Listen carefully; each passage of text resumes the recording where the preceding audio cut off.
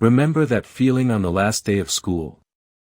That mix of relief and a little bit of sadness? For me, it was the end of 8th grade. Everyone was buzzing, signing yearbooks, saying goodbye. My middle school was huge, so teachers collected yearbooks to pass around, making sure everyone got a chance to sign. It sounds good in theory, right? But it also meant anyone could write anything. Teachers tried to keep a lid on it, but I knew some kids got nasty messages. When I finally got my yearbook back, I eagerly flipped through, chuckling at the goofy notes from my friends. But then, a signature jumped out at me. A name I didn't recognize, under a face I'd never seen, Samuel Robinson III. And his message? Short, simple, and downright chilling. Hags, I'll be seeing you again. I stared at it, utterly confused. I'd never even spoken to this kid. But school was over, so I just shrugged it off as some weird kid being weird, or maybe an honest mistake. I stopped thinking about it. A few hours later, I was deep into a sleepover in my basement with my best friends Kevin, David, and Kieran. We were devouring Doritos and battling it out on Call of Duty. Our parents were 3 floors up, so we had the place to ourselves. Around 2 a.m., while we were messing around on my dad's rowing machine, a sharp knock echoed from the storm door. We froze. Who would be knocking on that door? Someone who didn't want to wake my parents, or knew we were down here, or both. It made no sense. The knocking continued, a steady rhythm. Kieran, bless his assertive heart, yelled out, "Who's there?" I wanted to tackle him. He just announced our presence to whoever was out there. Our basement didn't have windows, so they shouldn't have known we were there, until now. After a long, silent pause, a muff, they practically dragged me upstairs to check it out. My heart pounded as I crept towards the back door. Through the narrow glass pane, I saw a shadowy figure. I got a little closer, and his face came into view. My jaw dropped. It was him. Samuel Robinson III. The kid from my yearbook. My friends moved to open the door, but I stopped them. "I know who it is," I whispered, and quickly explained the yearbook message. Their excitement deflated a bit. Sam was still standing outside, watching us. He must have seen my fear because he started motioning to the side of the house, towards a window. We weren't taking this seriously enough, I realize now. But it wasn't some strange old man, it was a kid from our school. Still, I wasn't opening that door. Instead, I went to the kitchen window and cracked it open a tiny bit. My friends huddled behind me. "What do you want?" I asked, telling him I recognized him from my yearbook. "Oh, so you got my message," he said, and introduced himself as Sam. Then he launched into how he'd always watched me from afar, and how we could have been good friends. I just mumbled my agreement, desperate not to anger him, even though there was zero chance I'd ever be friends with this kid. I needed to know, but didn't want to push. How did you know where I live?" He didn't answer. Before I could de-escalate, David, bless his brave but foolish heart, blurted out, "You're a creepy stalker. Piss off." Sam's smile vanished. He tilted his head, like he didn't understand. Then, his face twisted into pure hatred. He went from passive to aggressive in an instant. He started screaming at me, about how he hated my friends and wished we'd all die. He even yelled random stuff about my ex, things he had no right knowing. He lunged at the window, trying to force it open. I slammed it shut and locked it. He snarled and pounded on the glass like an animal, inches from shattering it. The commotion finally woke my parents. They stormed downstairs, demanding to know what was going on. That's when Sam bolted. My dad, still in his underwear, raced outside but came back a few minutes later, saying he was gone. For some reason, my parents didn't call the police. They just told us to go back to sleep and they'd deal with the school in the morning. The next day, they called. That's when we learned the disturbing truth: Sam had been expelled weeks before school ended. He shouldn't have even been there on the last day. His picture was in the yearbook because it was printed before his expulsion. That meant he'd snuck in, just to write me that message. It still freaks me out. No one could track Sam down. It was like he and his parents vanished. The school tried to keep it quiet, but it was a big deal. To this day, I still don't know how he knew where I lived. That's what haunts me most. The running theory is that he was a mentally troubled kid who fixated on me and stalked me. My parents were worried for weeks. We don't talk about it anymore. But living in that house has never felt the same. My friend Garrett. He's a lot. When he says he's a little unhinged, he means a lot unhinged. He's that guy who brags about being aggressive, constantly getting into fights, and basically lives at the gym. I could tell you 5 stories about him, but this one's the scariest because it involves me directly. This happened a couple of weeks ago, also on the last day of school, senior year, May 2019. Graduation was still a few days off, but classes were done. And it's a tradition for graduating seniors to get absolutely plastered. So, that's exactly what we did. Our campus has this massive clock tower in the center, and that's where all the seniors gather to celebrate. By 10 p.m., it was packed, easily over 1,000 people. It was bittersweet for me, but everyone was relieved to be done with finals. There were 6 of us, me, C, T, R, N, and, of course, Garrett. We lived off campus, so getting home meant walking through the city. This city has its fair share of homeless people, and it's not uncommon to encounter them late at night. So, we're heading home from the clock tower when Garrett's. As we crossed the street, some random homeless guy ran up to our group and started acting erratically. Usually, the homeless people here keep to themselves, often out of it. But this guy clearly wanted to engage. He stood in the middle of the crosswalk, yelling at us like a bridge troll guarding the way. We chuckled, trying to walk in a wide circle around him. We didn't want to provoke him. Everyone except Garrett, that is. Garrett started yelling back, telling the guy to get the F*** out of the street and stop bothering people. The guy didn't like that and took a few aggressive steps toward Garrett. The rest of us immediately stepped in, trying to prevent a fight.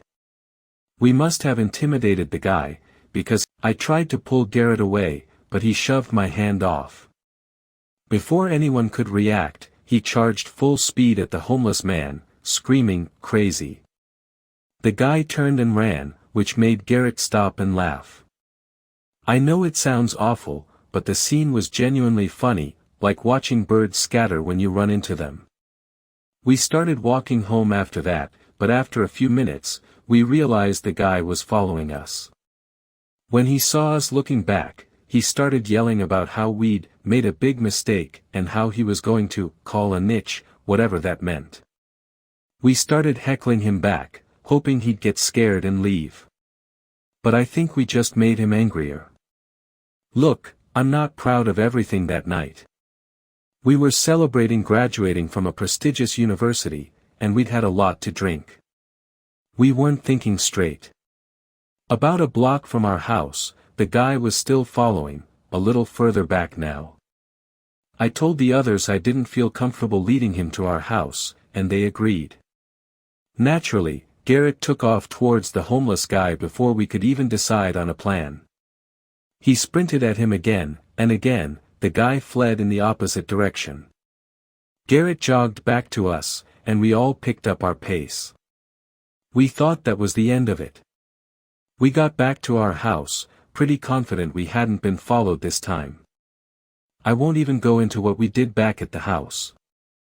Let's just say it was a level of degeneracy I hope to never repeat. I can't even tell you what time it was. I stumbled out the front door to grab my DoorDash order when I noticed something odd. The side gate, leading to our backyard, was wide open. It was weird because we used twine to keep it shut. So, for it to be open meant someone had deliberately undone it. I instantly connected the dots. It was probably that guy from earlier. I was sober enough to realize that, but not sober enough to react wisely. The smart thing would have been to alert my friends. Instead, my drunken self decided to investigate. I put the DoorDash on the porch and stumbled around the house. I turned the corner into the backyard, and before I could even see, I felt a rope around my throat. I flailed wildly, but it was no use. Someone was strangling me from behind, and I was helpless. The rope's frayed ends dug into my skin as he tightened it with all his might. I genuinely thought I was going to die. With every ounce of strength, I swung my legs backward, and he lost his footing. We both hit the ground. I could breathe again, but he was still on top of me. In a fit of rage, he clawed at my face. I felt blood streaming down my cheeks. I threw him off me, and he scrambled to his feet, disappearing into the darkness. I'll keep the rest short. I ended up in the hospital that night. The cuts weren't severe, but I needed a bunch of shots to protect against any diseases he might have had. The police weren't much help, and since I was moving out a week later, there wasn't much I could do either. The worst part? I had visible cuts in all my graduation photos. Garrett felt terrible and took me out to eat, but I never held it against him. I just hope he learned his lesson about antagonizing people who have nothing left to lose. Back in 7th grade, there was a kid in my homeroom named Sven. To call him strange would be an understatement. He was a loner, even though people often tried to include him. I didn't have all my classes with him, but in every room, he'd sit in the same spot, the back corner, opposite the door. Every single day, he wore the same outfit, cargo shorts and an oversized burgundy hoodie. He barely spoke, but when he did, he had this really deep voice that other kids made fun of him for.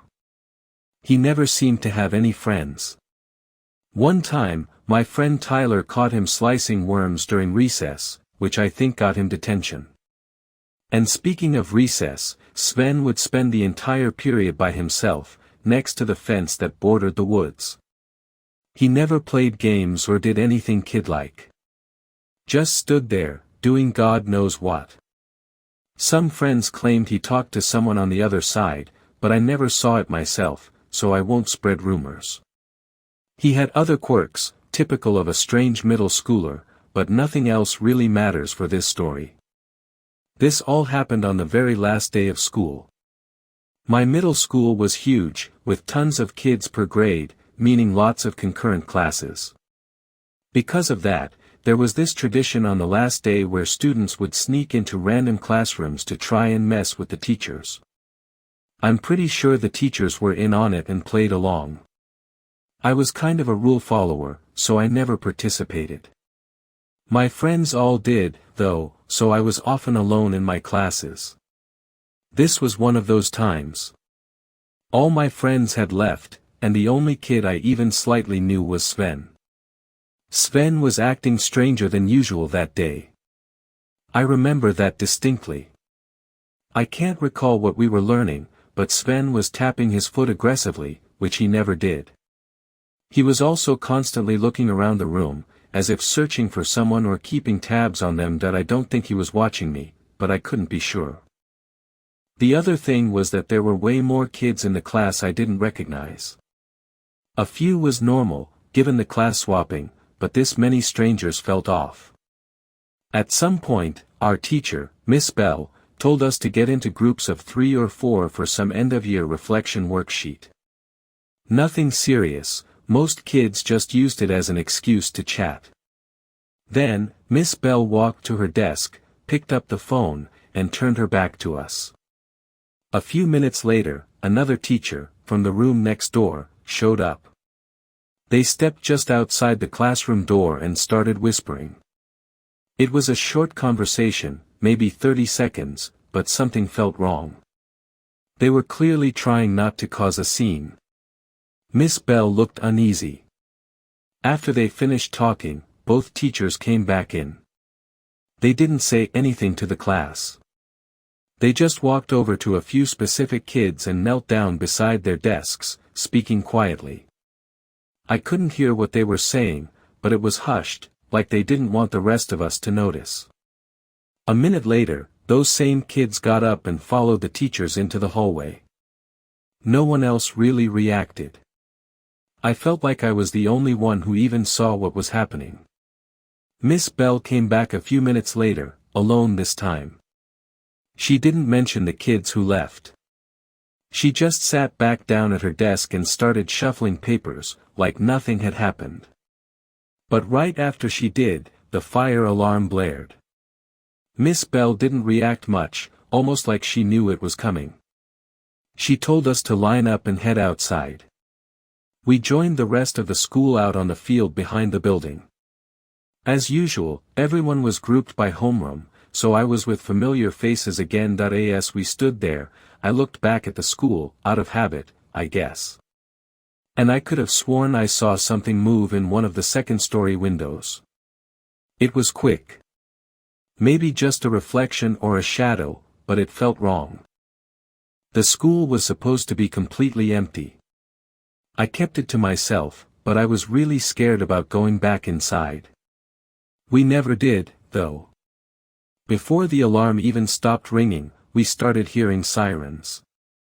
A few minutes later, police cars started pulling into the lot. Not just one or two, but a whole line of them. Officers jumped out and rushed straight into the building. No one explained anything. Teachers just told us to stay calm and wait. After a while, someone announced that school was being let out early. No buses. We had to call our parents. We were never told what actually happened. My parents eventually told me what the school had told them: a bunch of kids who didn't even go to our school had somehow gotten in. The rumor was they were planning to set the place on fire. Apparently, Miss Bell had discovered some alarming tools in one of the kids' backpacks, and the fire drill was the school's way of flushing everyone out. The details are still a bit fuzzy, but the part that really stuck with me was what my mom said at the end: the kids had been let in by Sven, through the side fence during recess. The whole thing was so bizarre, it's still hard to process. I never saw Sven again.